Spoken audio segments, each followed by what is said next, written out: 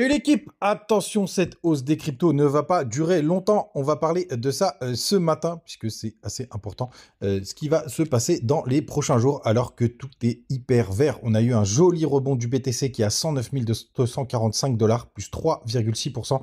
Et c'était Ether qui est en forme ce matin, 2663 $. Il a tapé les 2007. On est à plus de 7% et c'est vert sur tout le reste de la map avec Missile Sol et ADA qui poussent un joli 5%. Hype toujours en forme dans les rebonds. 11%. On a Léo quand même qui retrace de 1,8%. On a une belle perf aussi du côté de PP qui pousse quasiment 9%. AAV et Uni, grande forme aussi. 14%. TAO bien chaud ce matin, 11%. 8,5% du côté d'ICP. Et c'est Ethereum classique comme hier qui est 50e.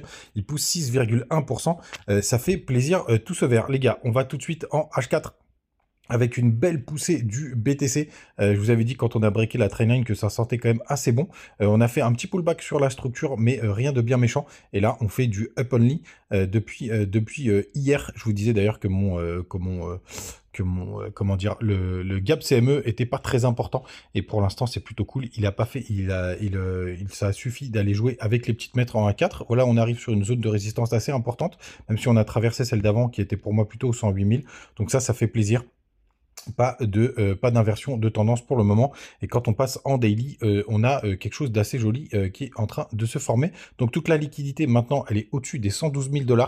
Est-ce qu'on a touché la zone? Hop, ouais, on doit être pas loin de la zone de rechargement de short. Donc là, c'est normal qu'on consolide un peu. Il y a encore un petit peu de stop à récupérer au-dessus des 110 000. On n'a pas été les chercher parfaitement. Donc ça, c'est plutôt pas mal. Ça nous laisse un petit peu de jus pour y aller. Ce que je voulais vous montrer d'ailleurs en daily, on est en train de recroiser.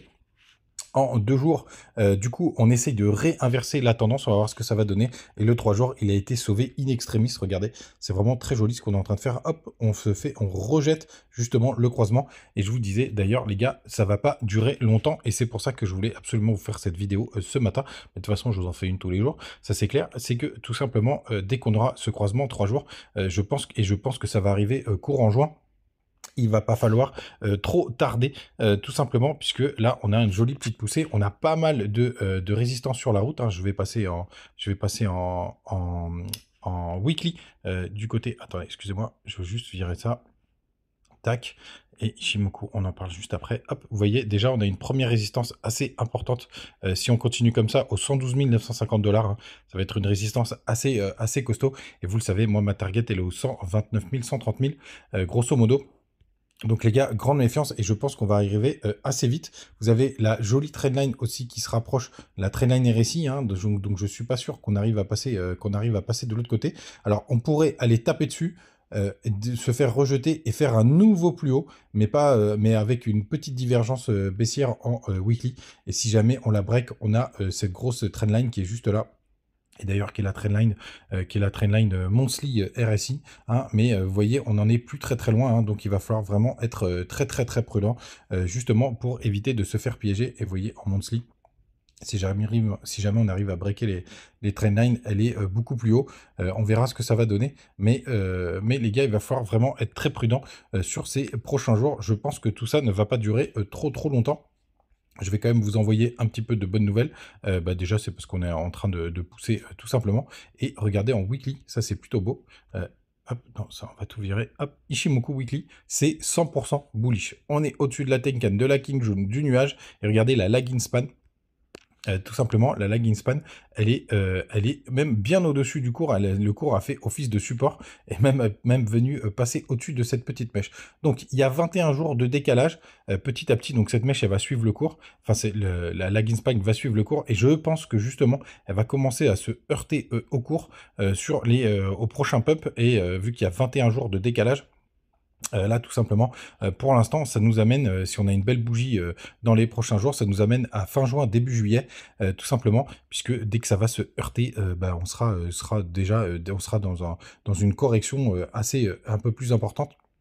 Mais en tout cas, du côté d'Ishimoku, je voulais vous montrer que c'est vraiment hyper propre et qu'on est complètement boule en weekly. Et ça fait plaisir. Allez, on continue avec les autres indicateurs. N'oubliez pas, demain, je le redis, à 14h30, les chiffres n'ont pas changé, mais on s'attend à 2,5, enfin le marché s'attend à des chiffres à 2,5%, donc une augmentation, alors que Triflation, qui nous dit pas mal de conneries, nous annonce 1,50. On verra ce que ça va donner, mais j'ai très peu de doutes sur le fait que c'est des conneries.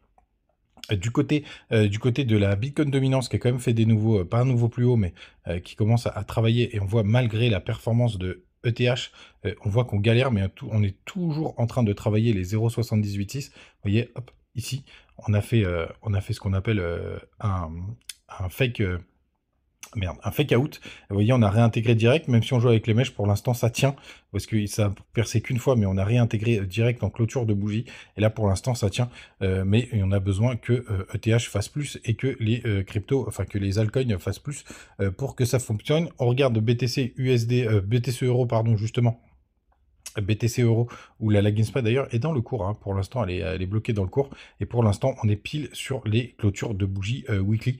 Donc pour l'instant pas de nouveau plus haut du côté des euros, et aussi cette trendline qu'on surveille de près, vous voyez, elle est très très belle. C'est peut-être celle-là qu'on ira regarder d'ailleurs, et on va regarder du côté des alts cette petite trendline aussi pour voir où est-ce qu'on en est. Alors ce qui est cool, c'est que du côté des alts, on est beaucoup plus loin. Vous voyez, on a tout ça de upside à aller chercher. Donc ça c'est plutôt pas mal. C'est plutôt une bonne nouvelle. Les gars, avant de continuer, n'oubliez pas, vous avez les petits bonus du côté de Trade Republic, de Crypto.com, de Bitunix et de BitGet. N'hésitez pas à en profiter, vous avez aussi Mexé et plein d'autres, donc n'hésitez pas à en profiter, ça vous fait des petits bonus. Et d'ailleurs Ether, comment ne pas parler d'Ether qui pour l'instant tout simplement nous a fait un joli petit pump aujourd'hui. Alors attention, pour l'instant on est juste au-dessus du range, vous voyez, en haut du range, donc on long en bas de range, on short en haut de range, mais là vu que tout le monde a vu ce range les gars, bah, c'est le moment où potentiellement on pourra avoir un breakout. On va voir ce que ça va donner.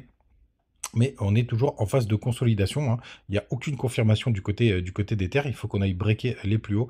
Allez, je vais passer sur un autre time frame pour que ce soit plus joli. Il veut pas. Ah, c'est là. On va passer en 3 jours. Tiens, ce sera très bien le petit 3 jours. Hop. Et vous voyez, en plus, il y a tous les stops à aller chercher au-dessus des 2800 $. Et après, il y a tout ça qu'on pourrait faire découpiller. Donc moi, je ne serais pas surpris qu'on aille retaper dans les 7 semaines les 3800 $. Oui, ça fait un gros pump, mais je pense que ça peut être pas mal. Avec quand même un rejet possible, il y a quand même une grosse résistance aux alentours des 3000 $. Hein. Vous voyez, ici ça fait pas mal office de support. Si on va un peu plus loin, là c'est pareil. Donc attention, on peut avoir une belle résistance. Et si jamais ça dégoupille, on pourra monter assez vite aux 3800 $. J'ai repris un trade du côté de Mexé hier, qui est en positif, donc ça fait plaisir. On verra ce que ça va donner, mais pour l'instant les alts par contre c'est quand même un peu mou du genou. Les gars, on finit avec ces informations là, et attention parce que les phonics sont repassés dans la normalité. Donc on va voir comment ça se passe aujourd'hui.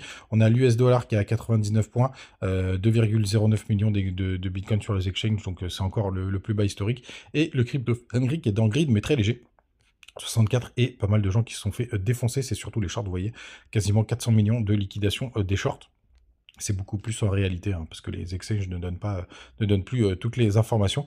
Mais attention justement à ces petits fundings, même si je pense que ça va pas durer longtemps, ce pump des cryptos. Je pense quand même, comme encore une fois, comme je vous le disais, que je suis assez confiant pour ce mois de juin qui se profile plutôt bien. Attention, demain, 14h30, mais on aura le temps d'en reparler dans la matinale de demain. Passez une très très bonne journée. N'oubliez pas, n'hésitez pas à utiliser les petits liens vers les bonus des plateformes. C'est fait gagner un petit peu d'oseille pour moi. Et pour vous, ça change de rien. On se retrouve demain. Ciao!